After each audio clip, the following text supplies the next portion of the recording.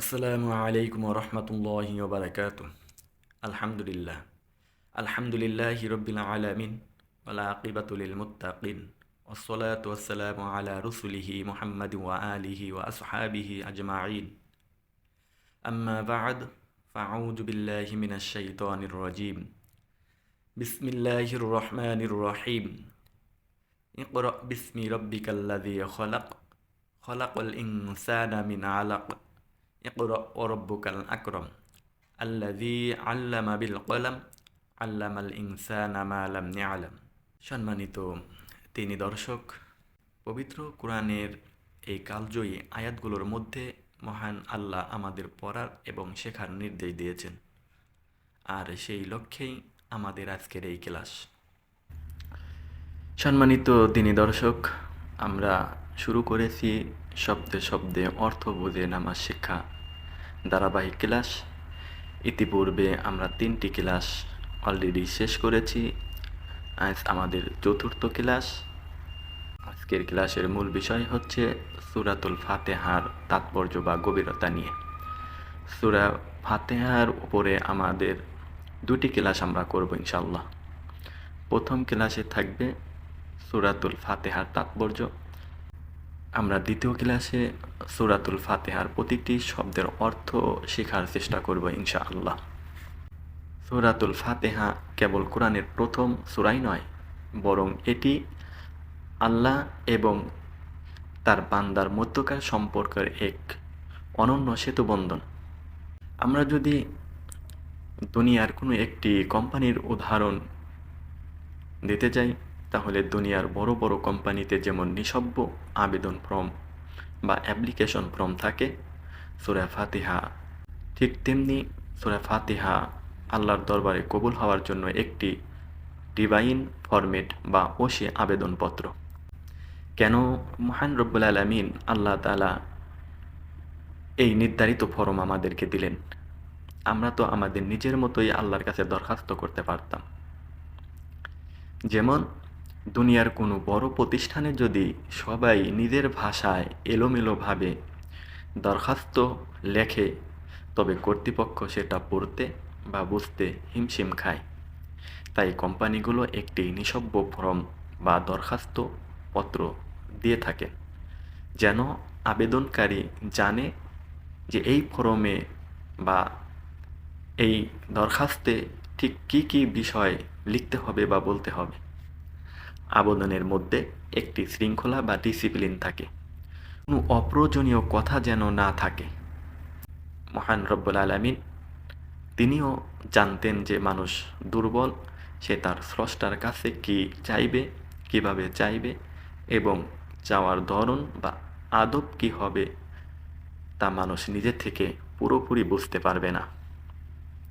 তাই আল্লাহ নিজেই একটি পারফেক্ট ড্রাফট তৈরি করে দিলেন, যাতে আমরা প্রতিদিন ভুল পথে না গিয়ে সরাসরি মূল পয়েন্টে আবেদন করতে পারি। 2 নম্বর, আবেদনের বিন্যাস। প্রশংসার পর আবেদন মানে আমরা যখন একটা দরখাস্ত লিখি, সেই দরখাস্তর প্রথম কাজ হয় আমাদেরকে কি করতে হয়? প্রশংসা করতে হয়, তারপরে আমাদেরকে আবেদন করতে হয়। যে কোনো পেশাদার দরখাস্তে সরাসরি আমাকে এটা দিন, ওইটা দিন, আমাকে ছুটি দিন, আমাকে অ্যাডভান্স টাকা দিন, এভাবে বলা হয় না। আগে যথাযথ সম্মান প্রদর্শন করা হয়, তারপরে তার কাছে কিছু চাওয়া হয়।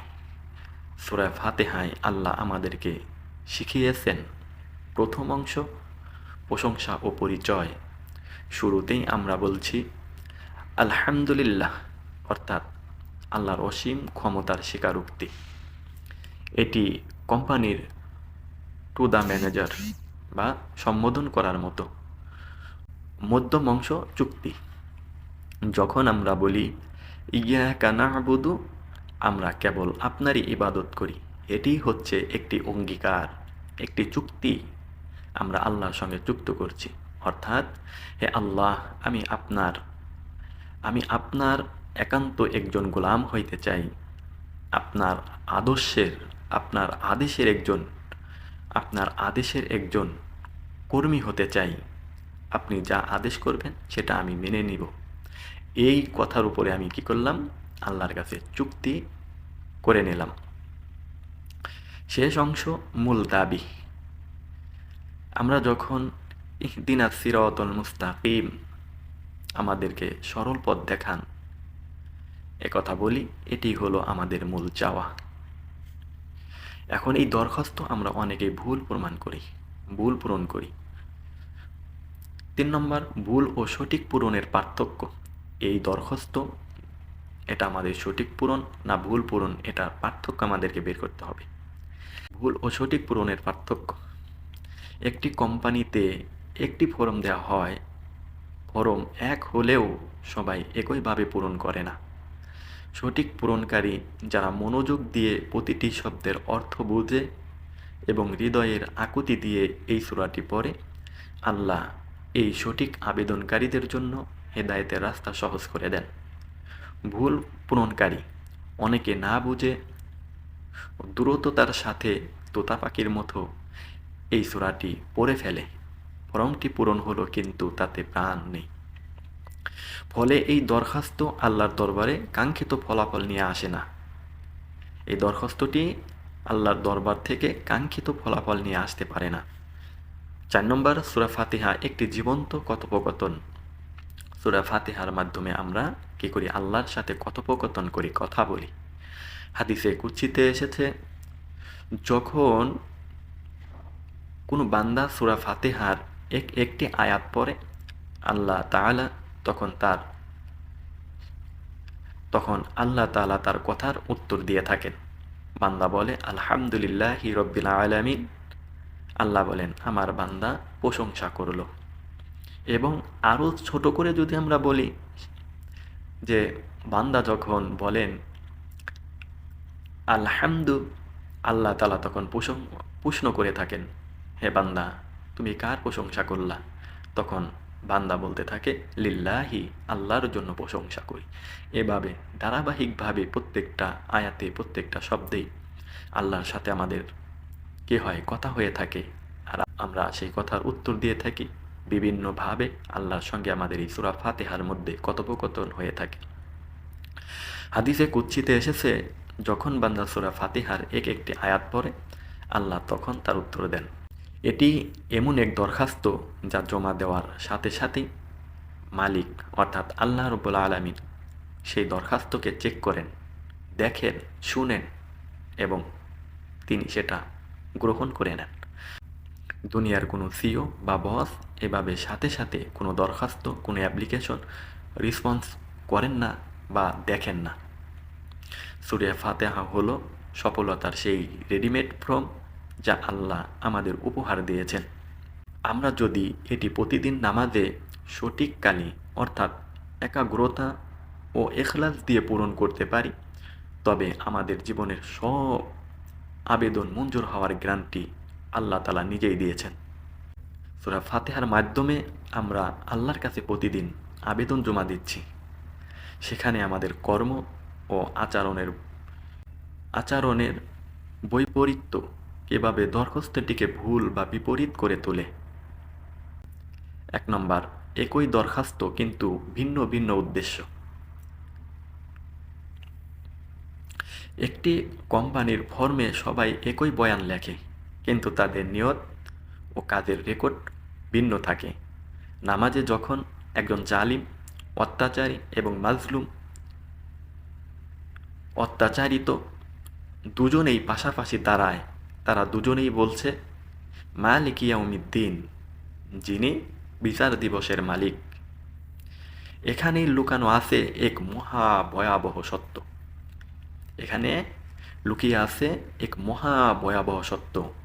জালেম যখন এই আয়াতটি পড়ে, মালিক ইয়াউমিদ্দিন এই আয়াতটি পড়ে, সে আসলে না বুঝেই নিজের বিরুদ্ধে একটি চার্জশিট বা অভিযোগনামায় সই করে দেয়, সাইন করে দেয়। সে তার নিজের বিরুদ্ধে আল্লাহর কাছে অভিযোগ করে বসে থাকে, না বুঝেই সে অভিযোগ করে থাকে। সে আল্লাহকে স্বীকার করছে ন্যায় বিচারক হিসেবে, অথচ সে নিজেই অন্যায় কাজ করছে। সে যেন অজান্তেই বলছে, হে আমার প্রতিপালক, হে আমার আল্লাহ, হে আমার রব, বিচার দিনে আমার অন্যায়ের বিচার তুমি ন্যায় বিচার হিসেবে করে নিও। অন্যদিকে মাজলুম, যার উপরে জুলুম করা হয়েছে, যখন সেই মাজলুম এই সূরা ফাতিহা পড়ে, এই সূরা ফাতিহার এই ছোট্ট আয়াতখানা পড়ে, মালিকি ইয়াউমিদ্দিন, সে তখন তার কষ্টের প্রতিকার চায়। সে কি করে? তার কষ্টের প্রতিকার চায়। 2 নম্বর, ভুল দরখাস্ত পূরণের উদাহরণ। একজন চোর চুরি করার পর নামাজে দাঁড়িয়ে বলছে, মালিক ইয়াউমিদ্দিন। সে স্বীকার করছে যে আল্লাহ সব কিছু দেখছেন। সে কি স্বীকার করছে? যে আল্লাহ সব কিছু দেখছেন। আমি যে রাতের বেলায় চুরি করছি, আমি যে ছিনতাই করছি, আমি যে ডাকাতি করছি, আল্লাহ সব কিছু দেখছেন এবং তিনি সেই বিচার করবেন। এবং সে এটা কি বোঝাচ্ছে? মালিক ইয়াউমিদ্দিন এর মাধ্যমে সে বোঝাচ্ছে যে আল্লাহ সব কিছু দেখছেন, আমার এই কর্মকাণ্ড আল্লাহ সব কিছু দেখছেন এবং তিনি শেষ বিচারের দিনে এর সঠিক বিচার করবেন। ভুলটি কোথায়? সে মুখে বলছে আল্লাহ ন্যায় বিচারক, কিন্তু কাজে সে অন্যের অধিকার নষ্ট করছে, অন্যের হক নষ্ট করছে। তার এই দরখাস্তটি একটি স্বরবিরোধী আবেদন। তার নিজের বিরুদ্ধে সে নিজে আবেদন করল, তার নিজের বিরুদ্ধে সে সাক্ষী দিয়ে দিল। সে ক্ষমা চাইছে কিন্তু পাপ ছাড়ছে না। পরিণাম, আল্লাহ তার এই আবেদনটি শুনছেন ঠিকই, কিন্তু যেহেতু আল্লাহ পরম ন্যায় বিচারক, তাই এই আবেদনের প্রেক্ষিতে তিনি চোরকে পুরস্কার নয়, বরং তার কর্মের প্রতিদান হিসাবে, তার কর্মের ফল হিসাবে শাস্তি নির্ধারণ করবেন। অন্যদিকে যার মাল চুরি হয়ে গেছে, তার আবেদনটি হচ্ছে সঠিক। সেও কিন্তু নামাজের দাঁড়িয়ে বলছে, মালিক ইয়াউমিদ্দিন, আমার সম্পদ চুরি হয়ে গেছে, আল্লাহ তুমি ন্যায় বিচারক, তুমি ন্যায় বিচার করো। এটা জবানে বলা হচ্ছে না, এটা জবানে বলার দরকার নেই, শুধু মালিক ইয়াউমিদ্দিন বলছে, এতেই যথেষ্ট। আল্লাহর দরবারে আবেদনের ভিন্ন ভিন্ন ফল। সবাই কি করলো? আবেদন করলো। ওই অন্যায়কারী, চোর, গুনাহগার, বাটপার, সিটার সবাই আল্লাহর কাছে আবেদন করলো এবং মাজলুম সেও আল্লাহর কাছে দরখাস্ত করলো, আবেদন করলো। আল্লাহ সবার দরখাস্ত কবুল করে নেবেন, কিন্তু ফলাফলের বেলায় ভিন্নতা প্রকাশ পাবে। আল্লাহর দরবারে আবেদন এক, কিন্তু ফলাফল ভিন্ন। আল্লাহ পবিত্র কোরআন, আল্লাহ রাব্বুল আলামিন পবিত্র কোরআনে এবং রাসূল সাল্লাল্লাহু আলাইহি ওয়াসাল্লামের হাদিসে স্পষ্ট করে দিয়েছেন যে তিনি সবার ডাক শুনেন। তিনি কি করেন? তিনি সবার ডাক শোনেন, তিনি সবারই কথা শোনেন, তিনি সবারই দরখাস্ত শোনেন, কিন্তু একই দরখাস্তের ফলাফল সবার জন্য এক হয় না। একটি দরখাস্ত কিন্তু সবার জন্য ফলাফল এক হয় না। আবেদনকারী যদি সৎ ও মাজলুম হয়, আবেদনকারী যদি সৎ এবং মাজলুম হয়, আবেদনের ধরন হয় কেমন? আবেদনকারী যদি সৎ এবং মাজলুম হয়, আবেদনের ধরন হয় সঠিক ও আন্তরিক। আল্লাহর পক্ষ থেকে ফলাফল হয় দয়া, সাহায্য এবং জান্নাতের ফয়সালা। আবেদনকারী যদি অপরাধী ও জালিম হয়, আবেদনের ধরন হয় ভুল ও লোক দেখানো। আল্লাহর পক্ষ থেকে তার ফলাফল হয় নিজের স্বীকারোক্তির ভিত্তিতেই ন্যায় বিচার, শাস্তি। আল্লাহ দুই ব্যক্তির দোয়া বা দরখাস্তই গ্রহণ করেন, কিন্তু অপরাধীর ক্ষেত্রে সেই দোয়া কবুল হওয়া মানে হলো তার অপরাধের সাক্ষী হিসেবে সেই দরখাস্তকে ব্যবহার করা এবং তাকে শাস্তির আওতায় আনা। 4 নম্বর, আমরা কেন ভুল পূরণ করছি? আমরা যখন সূরা ফাতিহা পড়ি তখন আমরা বলি, ইহদিনাস সিরাতাল মুস্তাকিম, আমাদের সরল পথ দেখান। আমরা এই সূরা ফাতিহার মধ্যে, নামাজের মধ্যে আমরা কি বলি? ইহদিনাস সিরাতাল মুস্তাকিম, যে আল্লাহ তুমি আমাদেরকে কি করো? সহজ সরল সঠিক পথ দেখাও। কিন্তু নামাজ শেষে কিন্তু আমরা নামাজ শেষ করেই যদি আমরা মিথ্যা বলি, মানুষের হক নষ্ট করি বা সুদে লিপ্ত হই, তবে আমাদের সেই আবেদনপত্র বা দরখাস্তটি ছিল একটি মিথ্যা দলিল। দুনিয়ার কোনো কোম্পানিতে যদি আপনি চাকরি করেন আর সেখানে যদি একটি দরখাস্ত আপনি পেশ করেন, সেই দরখাস্তে যদি আপনি লিখেন আমি কোম্পানির নিয়ম মেনে চলব, কিন্তু ভিতরে গিয়েই আপনি ফাইল চুরি করেন, তবে সেই কোম্পানি আপনাকে প্রমোশন তো দূরের কথা, প্রমোশন তো দিবেই না, বরং জেল হাজতে পাঠাবে। সূরা ফাতিহার ক্ষেত্রেও আমাদের অবস্থা ঠিক তেমন। আমরা মুখে এক বলছি, কিন্তু আমাদের আমল বা কাজের কালি দিয়ে আমরা ভিন্ন কিছু লিখছি। সূরা ফাতিহা এমন এক দরখাস্ত যা আমাদের প্রতিদিন মনে করিয়ে দেয় মালিক আমাদেরকে দেখছেন। আমরা যদি জালেম হয়ে এই দরখাস্ত পেশ করি, তবে আমরা আসলে নিজের ধ্বংসেরই আবেদন করছি। আর যদি সত্যবাদী হয়ে পেশ করি, তবে এটিই হবে আমাদের নাজাতের উসিলা। সূরা ফাতিহাকে আমরা সূরাতুশ শিফা বা রোগ মুক্তির সূরা বলা হয় বা আমরা বলে থাকি, কারণ এটি কেবল আত্মিক বা প্রশান্তি দেয় না, এবং শারীরিক ও মানসিক ব্যাধির জন্য আল্লাহর পক্ষ থেকে একটি বিশেষ নিরাময়।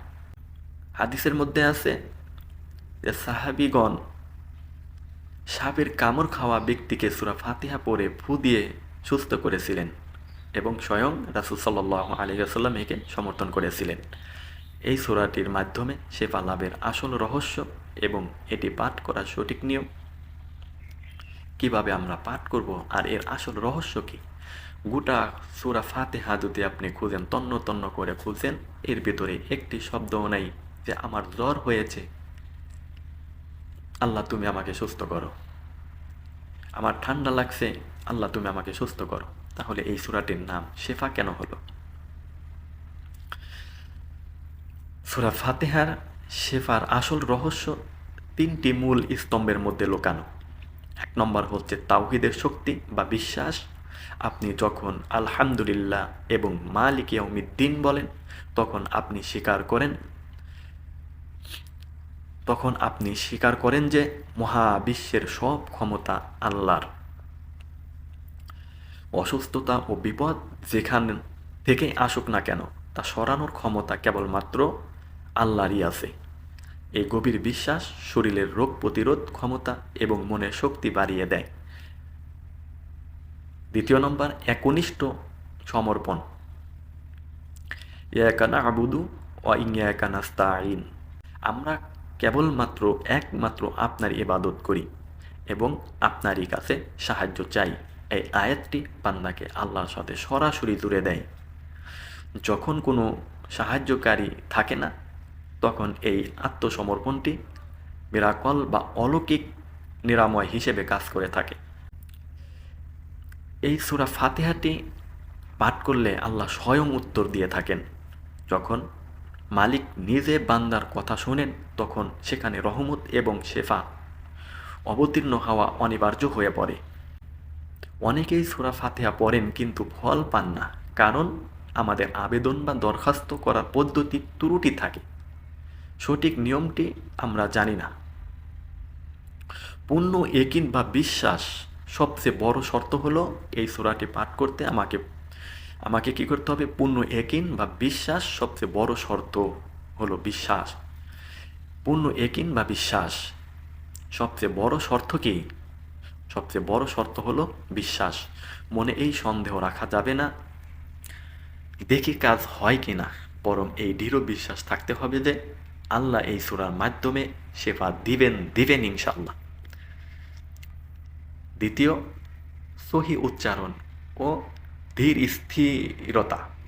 এই সূরাটি আমাদেরকে পাঠ করতে হবে সহি উচ্চারণ এবং ধীর স্থিরতা।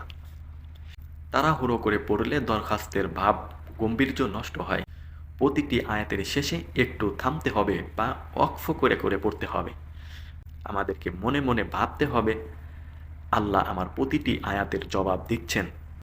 সূরা ফাতিহা আল্লাহর দেওয়া সেই প্রেসক্রিপশন, যা ব্যবহারের জন্য কোনো ফার্মেসিতে যেতে হয় না, বরং হৃদয়ের পবিত্রতা ও আল্লাহর উপর অগাধ বিশ্বাস নিয়ে পাঠ করতে হয়। এই সূরাটি পাঠ করার পরেও আমাদের কোনো ফল হয় না।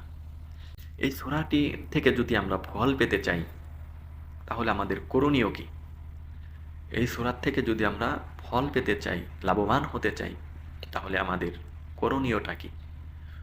১ নম্বর, শিরিক মুক্ত অন্তরের আবেদন থাকতে হবে। আমাদেরকে শিরিক মুক্ত অন্তরের আবেদন থাকতে হবে, আমাদেরকে শিরিক মুক্ত থাকতে হবে। আমরা যে বলি ইয়্যাকা না'বুদু ওয়া ইয়্যাকা নাস্তাঈন, এই আয়াতের প্রথম শর্তই হলো আমাকে শিরিক মুক্ত থাকতে হবে। আমি যেহেতু বলেছি কেবলমাত্র আপনারই ইবাদত করি, তখন আমরা দুনিয়ার সব বড় বড় শক্তি, পীর মাশায়েখ বা কোনো সৃষ্টিকে ইলাহ বা ইবাদতের যোগ্য হিসেবে স্বীকার করি না। আবার যখন বলি কেবল আপনারই কাছে সাহায্য চাই, তখন আমরা ক্ষমতার উৎস হিসেবে অন্য সবাইকে বাদ দিই। রহস্য যার অন্তরে শিরক থাকে বাদ দিই। এখন এখানে মূল রহস্যটা কি? যার অন্তরে শিরক থাকে তার দরখাস্তে বেতাল থাকে, আর বেতাল দরখাস্ত আল্লাহর দরবারে সেবা বা আরোগ্য নিয়ে আসে না। অন্তর যখন শিরকমুক্ত হয়ে শুধু আল্লাহর দিকে ঝুঁকে যায়, তখনই সেই দোয়ার মধ্যে অলৌকিক শক্তি, এক মোজেজা তৈরি হয়। অন্তরের সমস্যা, ধারণ ও একাগ্রতা। আমার আপনার যে কোনো সমস্যা হতে পারে, আমাকে কি করতে হবে? এই সূরা তেলাওয়াত করার সময়, পাঠ করার সময় সমস্যাটি অন্তরে ধারণ করতে হবে। এটি অনেকটা সরাসরি লাইন পাওয়ারের মতো। আমরা যখন কোনো অভাব বা রোগের জন্য নাস্তাঈন সাহায্য চাই বলি, তখন হৃদয়ের পুরো মনোযোগ সেই সমস্যার দিকে থাকতে হবে এবং বিশ্বাস করতে হবে যে এর সমাধান একমাত্র মালিকই দিতে পারেন। মনোযোগহীন পাঠ হলো একটি সই সারা ব্ল্যাঙ্ক চেক, আর সমস্যা হৃদয়ে ধারণ করে পাঠ করা হলো সেই চেকে মালিকের সই বসানো আছে। তাহলে সম্মানিত দিনী দর্শক, আমরা সূরা ফাতিহা থেকে যে ভুলগুলি আমরা শিখলাম, ভুলগুলি আমরা জানলাম, আমরা কোথায় ভুল করছি? এই সূরা ফাতিহা পড়ার পরেও আমাদের সফলতা আসছে না, আমরা বিপদগ্রস্ত হয়ে যাচ্ছি। এর কারণ কি? আমরা যে নামাজে প্রতিদিন সূরা ফাতিহা পড়ি, ফাতিহা পড়ার পরেও আমাদেরকে এই সূরা ফাতিহার জবানবন্দিতে, আমি আপনার নিজের জবানবন্দিতে আমরা ধরা খেয়ে যাচ্ছি। আখিরাতে আমাদেরকে কঠিন বিপদের সম্মুখীন হতে হবে এবং ফলাফল জাহান্নামও হতে পারে। আল্লাহ আমাদের সকলকে হেফাজত করুন। এখানে আমাদের মূল ভুল কি? আমরা কয়টি জায়গায় ভুল করছি? আমরা মূলত 3টি জায়গায় ভুল করছি। একটি ভুল হচ্ছে মালিক ইয়াউমিদ্দিন, আমরা অন্যায় করার পরেও আল্লাহর কাছে ন্যায় বিচার চাচ্ছি, অতএব আমাদেরকে অন্যায়টা ছেড়ে দিতে হবে। দ্বিতীয় নম্বর ভুল হচ্ছে ইয়াকা না'বুদু, আমরা বলছি আল্লাহ আমি একমাত্র তোমার দাসত্ব করি, একমাত্র তোমার গোলামি করি, কিন্তু আমরা নামাজ শেষ করে যখন বাইরে এসি, তখন আমরা আল্লাহর সিফাত, আল্লাহর গুণ, আল্লাহর বৈশিষ্ট্য হয়তোবা আমার পীর, আমার বুজুর্গ, আমার মুরব্বী, এদেরকে আমরা দিয়ে ফেলছি। এই জায়গাটাই ভুল করা হয় আমাদের সবচেয়ে বেশি, কারণ শিরিক মুক্ত ঈমান আমাদেরকে প্রয়োজন। শিরিক মুক্ত ঈমান যদি থাকে, তাহলে আমরা সফলতা পাবো, আমরা জান্নাতে যেতে পারবো। আর তা না হলে আমাদের কথায়, আমাদের জবানবন্দিতে আমরা আল্লাহর কাছে ধরা খেয়ে যাব। তাই শিরিকটা কি? শিরিক আমরা কিভাবে বুঝি? শিরিক এটা বোঝা যায় না। শিরিক হচ্ছে অন্তরের ব্যাপার। শিরিক এটা অন্তরের ব্যাপার। শিরিকের উদাহরণ দিতে গেলে এমনটি বলা যায় যে শিরিক হলো একটি পরক্রিয়া প্রেমের মতো। শিরিক হলো কি? একটি পরক্রিয়া প্রেমের মতো। কোনো ভাইয়ের স্ত্রী যদি তার স্বামীকে বলে যে আমি তোমার সাথে থাকবো না, তোমাকে ভালো লাগে না, তোমার সাথে থাকবো না, এটা হলো সরাসরি বিচ্ছেদ, সে থাকবে না, এখানে কারো কোনো ক্ষতি হয় না। কিন্তু স্ত্রী থাকবে, কিন্তু স্বামীর অজান্তে সে পরক্রিয়া করবে, স্বামীর দেওয়া সম্পদ খাবে, স্বামীর টাকার শাড়ি পরবে, স্বামীর টাকার ঘরে থাকবে, স্বামীর বাড়িতে থাকবে, সব কিছু স্বামীর দেওয়া সয় সম্পদ এগুলি সে ভোগ করবে, আরামায়েশ করবে, কিন্তু সে গোপনে গোপনে কি করবে? অন্য পরপুরুষের সাথে সে নষ্টামি করে বেড়াবে। তাই শিরিক হলো এমন একটি বিষয় যে আপনি আল্লাহর জমিনে থাকবেন, আল্লাহর দেওয়া সম্পদ ভোগ করবেন, আল্লাহর দেওয়া নিয়ামত আপনি খাবেন, সব কিছু করবেন, কিন্তু অন্তরে আপনি কি করবেন? আল্লাহর সমকক্ষ অন্য কাউকে দাঁড় করিয়ে দিবেন। এখন এখানে প্রশ্ন থাকতে পারে যে আমরা দুনিয়াতে হক্কানি পীর বলি বা ওলি আল্লাহ, গাউস কুতুব যাদেরকেই আমরা বলি, এরা তো আল্লাহর বন্ধু। এদেরকে যদি আমরা মহাব্বত করি বা এদেরকে যদি আমরা আল্লাহর কোনো একটা হক দিয়ে দিই, তাহলে সমস্যা কোথায়? সমস্যা হলো এখানে, কোনো ভাই তার বন্ধুকে ভালোবাসে, অত্যাধিক ভালোবাসে, সে তার বন্ধুকে যা ইচ্ছা তাই দিয়ে দিতে পারে। এখন তার স্ত্রী যদি এটা দেখে, দেখার পরে যদি বলে আমার স্বামী তো তার বন্ধুকে ভালোবাসে, তাহলে আমিও তাকে একটু ভালোবাসি। এখন ওই স্ত্রী যদি তার বন্ধুকে নিয়ে তার বেডে এসে রাত কাটায়, আর সকালবেলা যদি তার স্বামী এটা দেখে, তাহলে ওই স্ত্রী চুলের মুষ্টি ধরে ঘর থেকে বের করে দিয়ে বলবে তোর মতো নষ্টা নারী আমার দরকার নেই। তাই এখন এখানে মূল বিষয় হলো, কেন স্বামী তাকে বের করে দিবে? স্বামী বলবে আমি আমার বন্ধুকে মহাব্বত করে যা খুশি তাই দিতে পারি, কিন্তু তুই আমার হক, এই হক অন্য কাউকে দেওয়ার অধিকার আমি তোকে দেই নাই। তা আল্লাহ রব্বুল আলামিন তার বন্ধুকে, তার প্রিয় মানুষদেরকে, তার নেককার বান্দাদেরকে সে নিজে খুশি হইয়া সব কিছু দিতে পারে, তাকে অকাট্য ধন সম্পদের মালিক বানাই দিতে পারে, গভীর জ্ঞানী তো বানাই দিতে পারে, কিন্তু আপনি তাকে আলিমুল গায়ব বলতে পারবেন না। এমনকি আল্লাহর যে সিফাতগুলি রয়েছে, এই সিফাতের ভিতর থেকে 1% তাদেরকে আপনি দিতে পারবেন না। আল্লাহর ইচ্ছা, আল্লাহর বন্ধুকে আল্লাহ সারা দুনিয়ার মালিক বানাই দিতে পারে, কিন্তু এটা আপনাকে পারমিশন দেওয়া হয় নাই। আল্লাহর সিফাত, আল্লাহর গুণ, আল্লাহর বৈশিষ্ট্য আপনি পৃথিবীর কোনো মানুষকে দিবেন। আল্লাহ তাআলা আমাদের সকলকে বোঝার তৌফিক দান করুক। আর তৃতীয় নম্বর ভুল হচ্ছে, আমরা বলছি নাস্তাঈন, একমাত্র আল্লাহর উপরে ভরসা করি, একমাত্র তোমার সাহায্য চাই। এখানে আল্লাহর উপরে সাহায্য চাইতে হবে। দ্বিতীয়, অন্য কারো উপরে আমাদেরকে ভরসা করলে চলবে না, সাহায্য করলে চলবে না। উদাহরণ হিসাবে বলছি, আমরা ডাক্তারের কাছে যাই, ওষুধ খাই, রোগ হলে ওষুধ খাই, তাহলে সবাই তো ডাক্তারের উপরে নির্ভরশীল না? সবাই নির্ভরশীল না। আমি ওষুধ খাবো, আমার রোগ হয়েছে, ওষুধ খাবো, এটা ওষুধের মাধ্যমে আল্লাহ আমাকে শেফা দান করবে। ওষুধ আমরা কেন খাবো? আল্লাহর কাছে বলবো ইয়্যাকা না'বুদু ওয়া ইয়্যাকা নাস্তাঈন, আল্লাহ আমার এই সমস্যা হয়েছে, তুমি এর শেফা দাও, তুমি এর থেকে আমাকে সুস্থতা দান করো। এবং ডাক্তারের কাছে যাইতে হবে, ওষুধ খাইতে হবে, এটা সুন্নাত, ওষুধ খাইতে হবে। কিন্তু আমি ওষুধের উপরে নির্ভরশীল না, আমি আল্লাহর উপরে নির্ভরশীল। আমার এই বিশ্বাস থাকতে হবে যে ওষুধের ক্ষমতা নাই, আমার পেটের ভিতরে যাওয়ার পরে ওষুধের ক্ষমতা নাই, যতক্ষণ পর্যন্ত আল্লাহর হুকুম না হবে ওষুধ আমার পেটের ভিতরে কোনো কাজ করবে না। তাই এই বিশ্বাস আমাদেরকে রাখতে হবে। সম্মানিত তিনি দর্শক, ভিডিওটি অনেক দীর্ঘ হয়ে গেল। আমরা আগামী পর্বে সূরা ফাতিহার শব্দে শব্দে প্রতিটি অর্থ শেখার চেষ্টা করব। ততক্ষণে আপনি রুহুল কুরআন একাডেমি বিডি চ্যানেলের সঙ্গে থাকবেন আশা করি। আর এই ভিডিও থেকে যদি আপনি কোনো কিছু শিখতে পারেন বা আপনি মনে করেন এই ভিডিও থেকে শেখার মতো কিছু আছে, তাহলে অবশ্যই আপনার প্রিয় মানুষটির সঙ্গে ভিডিওটি শেয়ার করে দিবেন, তাকে দেখার সুযোগ করে দিবেন। আসসালামু আলাইকুম ওয়া রাহমাতুল্লাহ।